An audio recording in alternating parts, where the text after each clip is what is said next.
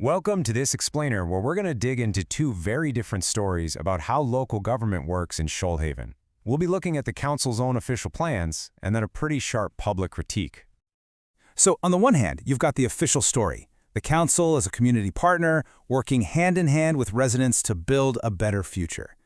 But on the other hand, there's this powerful critique that suggests a system of favoritism and, well, hidden subsidies. These two statements pretty much frame the whole debate. So what's really going on? Let's dive in. First up, let's look at the ideal picture, the one painted in the official community strategic plan. This is how the council sees its relationship with the people of Bali Point, Keolo, and Termea. Right off the bat, the plan hits you with this really powerful vision statement. It sets a super positive, collaborative tone, you know? It's all about unity, shared goals, and a deep connection to the land. It's the kind of thing that's designed to bring everyone together. And the council is quick to point out that this isn't just some policy they dreamed up in an office. Nope. This plan is apparently built on 7 core values that came directly from the community itself. Things like preserving the local character or fostering resilience. This is supposed to be the very bedrock of their decision-making. It's basically a promise to protect what makes the area special. And to back that up, look at this. Over 400 community members were involved over a 9-month period. This is the council's proof, right? Their evidence that they're all about that grassroots, partnership approach to governing.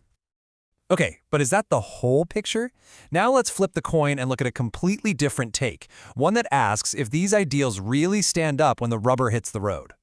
And that brings us to the million-dollar question from the critics. When it comes to the tough calls, about public money and public property, does the official story of partnership and process actually match what happens in reality? In a critical article, Steve Prothero suggests that maybe, just maybe, underneath all the modern talk, there's an older culture that's still hanging around, one that comes from old hierarchies, long-time networks, and traditional influence. Now, to really get what this critique is about, we need to move past the big ideas and look at a very specific real-world example from that article, the proposed lease for the Barrie Museum. Okay, so let's get into the numbers. First off, the property the museum is on. It's a prime spot right on the main street, has an independent market rent valuation of almost $45,000 a year. But the council is proposing to lease that exact same property to the Barrie and District Historical Society for just a little over $2,000 a year. That is a massive difference. In reality, what that means is a staggering 95% public subsidy. And this isn't just a small discount, right? It's a huge financial contribution that's being funded by all the ratepayers in Shoalhaven. Think about it. That extra 42 grand in rent could fix hundreds of potholes or pay for other community services all over the region.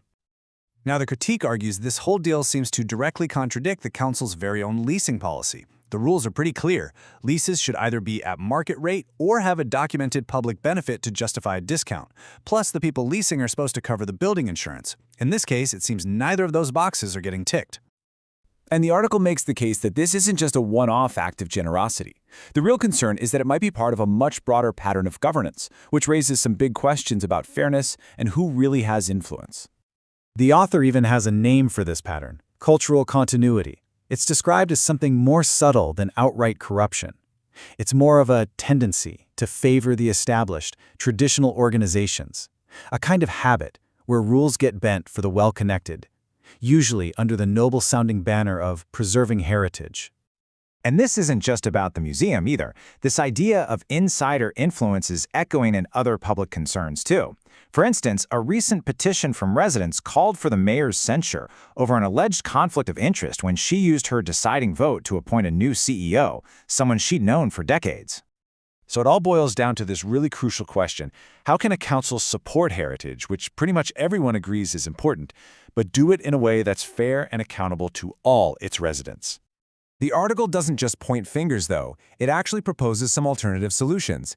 And these are really practical ideas, aimed at striking a balance between being grateful for the hard work of volunteers and being responsible with the money that comes from every single ratepayer in the region.